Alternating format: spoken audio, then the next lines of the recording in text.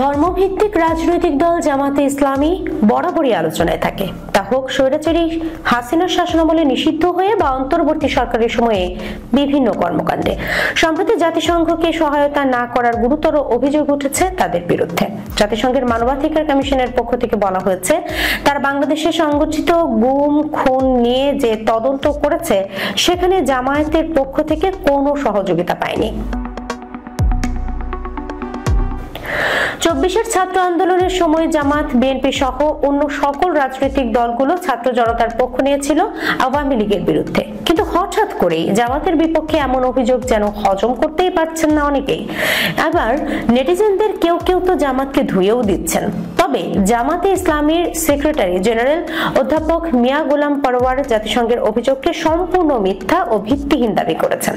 নির্বাচন ভবনে ইসির সঙ্গে বৈঠকের পর সাংবাদিকদের কাছে বিষয়টি নিয়ে প্রশ্নের মুখোমুখি হন তিনি। সে সময় তিনি বলেন, এটি নিয়ে গতকালকে আমরা গণমাধ্যমে কথা বলেছি, এই তথ্য সঠিক নয়, আমরা চেক করে দেখেছি। আমরা জাতিসংঘ হিউম্যান রাইটস কমিশনের সাথে তথ্য, যত ফ্যাক্স, যত মেইল সব আমরা রেসপন্স করেছি। এই তথ্যটা কিভাবে এসেছে আমরা চেক করব। আমরা তথ্য যাচাই করেছি, তথ্যটা সঠিক নয়।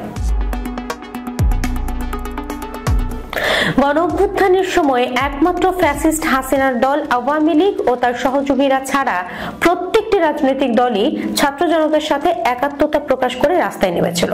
সম্প্রতি জাতিসংঘ প্রতিবেদন প্রকাশ করেছে 24-এর গণঅভ্যুত্থান নিয়ে, যেখানে তারা আওয়ামী লীগের বিপক্ষে প্রতিবেদন দিয়েছে।